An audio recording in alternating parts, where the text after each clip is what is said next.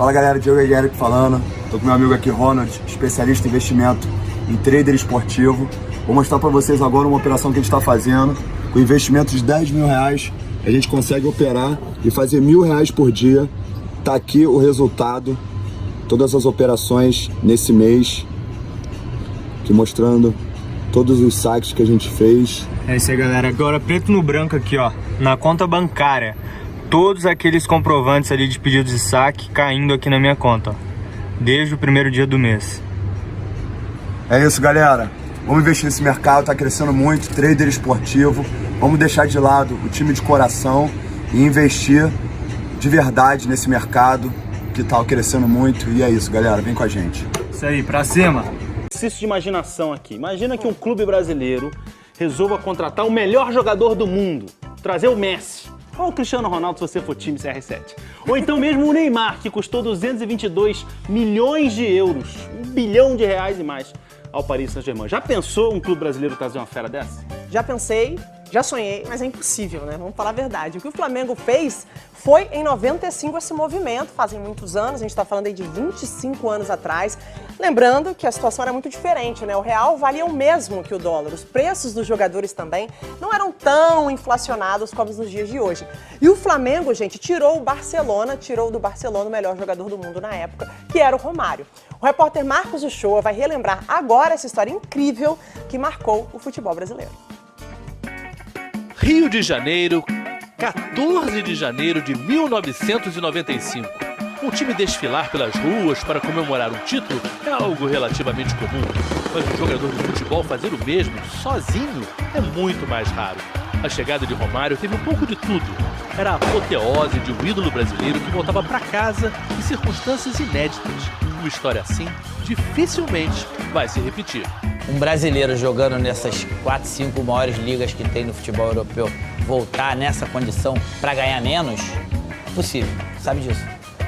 E nenhum clube hoje no Brasil teria condição financeira de pagar o melhor jogador do mundo jogando em qualquer clube na Europa. Quando Romário vestiu pela primeira vez a camisa do Flamengo, ainda em Barcelona, tudo parecia sob medida. Só tava faltando o Romário aqui dentro. Olha o baixinho, Romário partiu, bateu! Gol!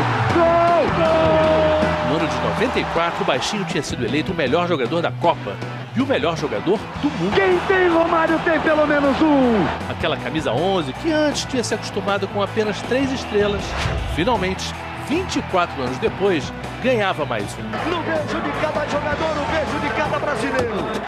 Romário também arrebentava no Barcelona, com gols sensacionais.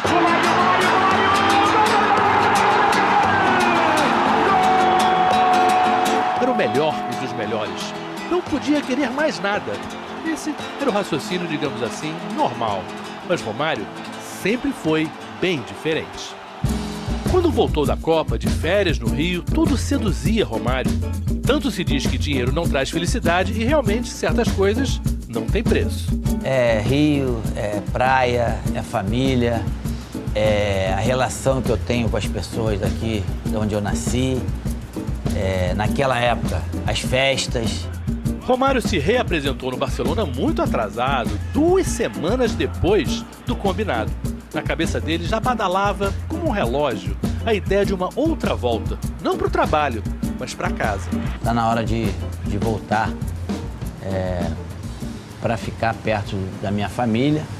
Nesses tempos em que uma certa ideia de profissionalismo afasta o convívio entre jogadores e jornalistas, isso pode parecer estranho, mas já foi muito comum relações de amizade entre os dois lados.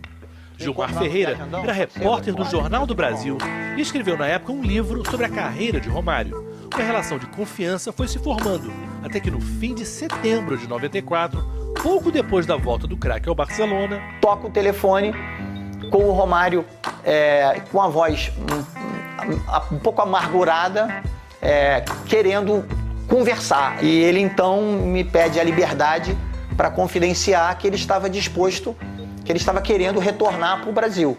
Dispensar a fama e a grana de jogar no Barcelona, sob os holofotes do futebol europeu, já era algo inusitado. Restava a Romário encontrar um grande clube no Brasil capaz de recebê-lo E um candidato era óbvio, porque na época era o mais bem estruturado, o mais vencedor. Tinha só um probleminha incontornável. Não era a praia dele. Eu sugeri que ele jogasse no São Paulo, no Telê, bicampeão do mundo, cheio de jogadores de excelente nível, um elenco, um plantel. E ele, naquele jeito dele, fala, pô, eu não tenho parente em São Paulo. Não era um problema de família, obviamente. É que Romário é Romário, um desses cariocas apaixonados por esse estilo de vida, onde a praia é como se fosse a casa dele. E se o Rio de Janeiro continuava lindo, o futebol carioca continuava naquela pindaíba de sempre. Mas Kleber Leite, quando ainda era candidato a presidente do Flamengo, soube por Gilmar Ferreira da saudade e da vontade do baixinho. Adorou a ideia e, eleito, começou a armar o que na época ficou conhecida como Operação Resgate. O Flamengo não colocou um único centavo na maior contratação de um jogador, né, feito por um clube brasileiro. 4 empresas racharam o custo de 4,5 milhões de dólares para o Flamengo ter Romário. Em contrapartida, o atacante se tornaria garoto propaganda de todas elas. Na época, R$1 era equivalente a $1. Para alguém tão valorizado, esse preço era barato. Porque, quando chegou no Barcelona, Romário negociou que se o clube espanhol recebesse, por parte de um clube brasileiro, a mesma quantia que gastou na compra dele, teria que liberá-lo. Seguramente, se eu hubiera podido... Seguramente, se eu fosse politicamente mais forte na época, eu não teria vendido o Romário. Mas existiam outros que mandavam mais do que eu e decidiram iniciar a negociação com o Flamengo. Não era bem assim. O Barcelona se viu obrigado a vender o craque por conta do acordo feito e também ajudou muito o apoio de Johan Cruyff. O craque holandês era o técnico do Barcelona e admirava Romário.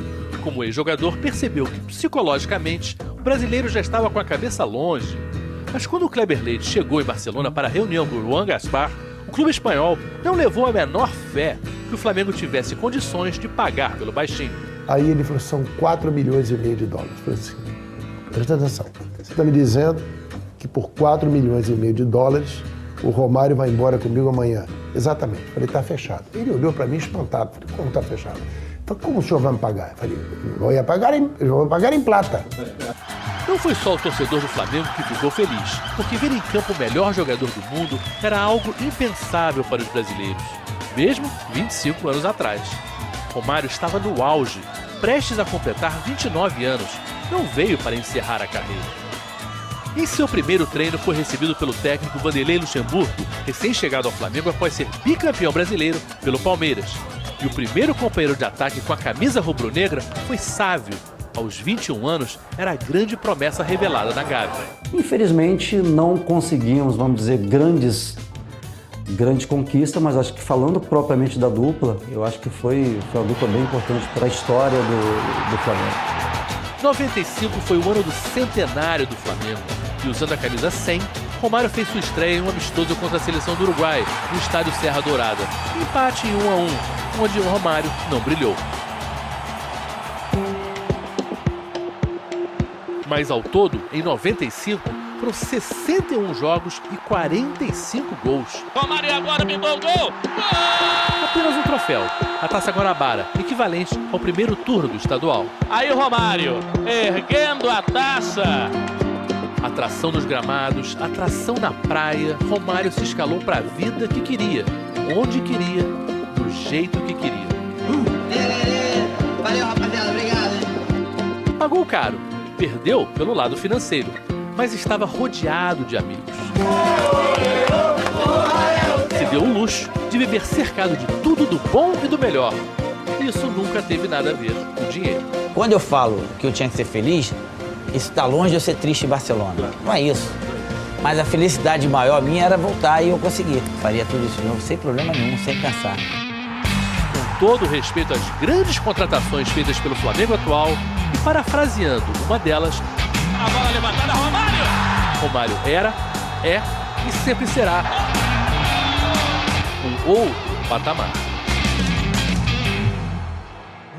Pois é, independentemente de não ter ganhado tantas coisas pelo Flamengo e tal, a história é muito mais bonita no começo do que no decorrer.